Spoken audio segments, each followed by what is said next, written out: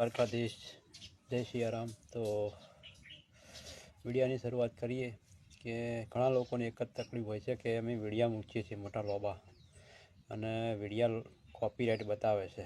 તો એના માટે શું કરવું, કઈ જગ્યાએથી મૂકવું? તો હું તમને એક સ્ટીક બતાવું કે કઈ જગ્યાથી મૂકો, એમના હેશટેગ કઈ રીતે કરવું, હેશટેગ ક્યાંથી મળશે, એના વિશે માહિતી તમને બતાવીશ. તો વિડીયોમાં બનાવી રહેજો.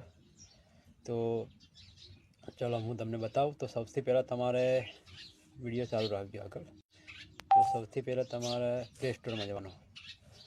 જો પ્લે સ્ટોરમાં જવાનું. પ્લે સ્ટોરમાં જઈને તમારે હેશટેગ નામની એપ્લિકેશન ડાઉનલોડ કરવાની. હેશટેગ જો આવી એપ્લિકેશન આવશે ઉપર હેશટેગ છે ને એ એસટી આવશે. જો પછી તમારે એને ખોલી લેવાની, બરાબર? ખોલી દઈશ ને એટલે આવું આવશે. આ નહીં દબાવવાનું, એ ચોકડી પર દબાવવાનું, બરાબર? આ બીજી કોઈ ચોકડી દબાવવાની. એ દાખલા તો તમે કોઈ મંદિરે જાઓ, મંદિરનો વિડીયો બનાવે તો તમારે શું લખવાનું હોય? જય માતાજી. એમાં હેશટેગ કઈ રીતે મારે બધા વિડીયો બનાવે આ જય માતાજી લખી, બરાબર? આપણા વિડીયો પર ને હું કેપ્સ મારતા હેજ મારેલા હોતા કઈ રીતે મૂકવું હું તમને બતાવી દઉં, બરાબર? તો એ ચાલુ રાખજો. આથી તમારે કોપી મારી લેવાની. કોપી મારી સીધું તમારે બેક થઈ જવાનું. બેક થઈને તમારે સીધા ફેસબુકમાંથી કઈ જગ્યાએ વિડીયો મૂકો, લાંબો વિડીયો, તો હું તમને બતાવું. તો તમારે દબાવવાનો, અહીંયા દબાવી, સોરી અહીં દબાવવાનો. અહીંથી દબાવીને તમારે કોઈ ગેલેરીમાં કોઈ વિડીયો હોય ગમે તેવો, દાખલા તરીકે મેં એક વિડીયો લઈ લો, બરાબર? ત્યાં જે વિડીયો મારો કોઈ બી વિડીયો હોય એ મેં ફોટો લીધો, ચલો મારો ફોટો લીધો, બરાબર? અને મારે હેશટેગ કઈ રીતે મારે લગાવી તો આ કોપીરાઇટ તમારે થયું ને એ નીચે આવી ગયો, બરાબર? આવી ગયું. હવે તમારો હોય થોડું શું કરવાનું, જગ્યા છોડવાની. જગ્યા છોડીને શું લખવાનું તમારે જે જગ્યાએ જ્યાં હોય. તો હું લખી દઉં જય માતાજી. તો ચાલુ રાખજો, જય માતાજી આવી ગઈ, બરાબર? પછી તમારે એડિટ કરવાની. એડિટમાં તમારે શું કરવું, કારણ કે ફોટાની અંદર કોઈ લખવું ગમે તે લખવું તો અહીંથી લખવાનું, બરાબર? તો હું લખી દઉં જય માતાજી, માતાજી, બરાબર? હવે કોઈ કલર તમારે ગમે ચેન્જ કરવાનું તો કોઈ, ચલો મારે આયરત કરવા, બરાબર? તો અચ્છા લાગીએ.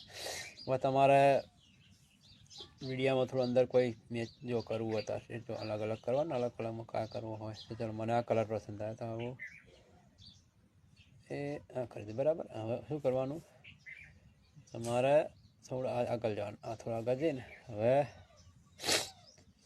થોડું આગળ જવાનું, બરાબર? હવે તમારે જો હેશટેગ આવી ગયું, જો મારે આવી ગયું જય માતાજી. જો જય માતા પર હેશટેગ બધા આવી ગયા. તમારે મ્યુઝિક નહીં મૂકવાનું, પોતાના અવાજથી જ વિડીયો બનાવવાનો. વિડીયો પોતાના અવાજથી બનાવશો તો વાયરલ થાય. હવે તમારે શું કરો, આગળ જવાનું. આગળ જઈ હવે તમારો હોય છે કેવું હોય છે, ફેસબુકમાં ગ્રુપમાં શેર કરો. તો તમારા બધા શેર કરવાના, કારણ કે આજુબાજુ મારા 4-5 ગ્રુપ છે.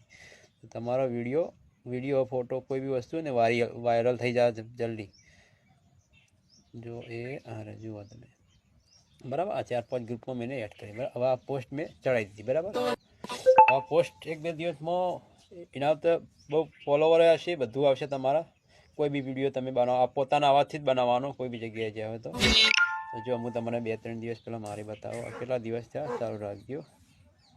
જો 1 મિનિટ ચાલુ રાખો. આ જો હું તમને બતાવું કે જે વિડીયો 1 જ મિનિટ. મારે પણ થોડી તકલીફ 2-3 દિવસ હતી અને યુઝ હતા આવતા. તો 2-3 દિવસ પહેલાં મારા યુઝ હતા 25,000 જેવા હતા. 25,000. હવે આ 2 દિવસમાં મારા યુઝ કેટલા આવ્યા હું તમને જોઈ બતાવી દઈએ. આ જો સીધા મારા 2 દિવસની યુઝ કેટલા આવ્યા તમને કહી દઉં. 3,000 યુઝ આવ્યા. એ કાલના એક જ દિવસના યુઝ બતાવું તમને. વિડીયો બનાવી રાખજો. જો 2 દિવસની અંદર મારા સીધા કેટલા આવ્યા 4400. પહેલાં 2 દિવસ પહેલાં હતા 2500. તો આ રીતે તમે કોઈ બી વિડીયો હોય ગમે તે પોતાના અવાજથી જ બનાવશો ને તો એ વાયરલ થાય અને ગ્રુપમાં મૂકવાનું. હેશટેગ આ રીતે લગાવવાનું. તો અને આ જગ્યાથી જ ખાસ કરીને લગાવવાનું કે તમે ઉપરથી પ્લસ માઇકમાંથી દબાવશો ને તમે લોબો વિડીયો કોઈ રીલમાં તો તમારો પેલું થઈ જશે. કોઈને આ જગ્યાએ કોપીરાઇટ આવતું છે. જો એ આ કોઈ કોન્ટેન્ટમાં કંઈ ઘણા લોકોને અહીંયા તકલીફ બહુ હોય છે. આ તકલીફ હોય છે. જો અમે દાખલા તરીકે આ વિડીયો અમે ફોટો બનાવ્યા, બરાબર? હવે આવું ગ્રીન ટીક આપવું જુઓ, બરાબર. ઘણા લોકોને ના આવતું હોય તો એના માટે વિડીયો લાંબો હોય તો અહીંથી નહીં મૂકવાનો તમારે.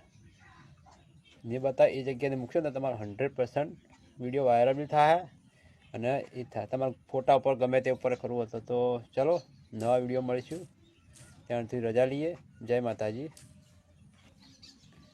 જય સિયારામ, જય માતાજી.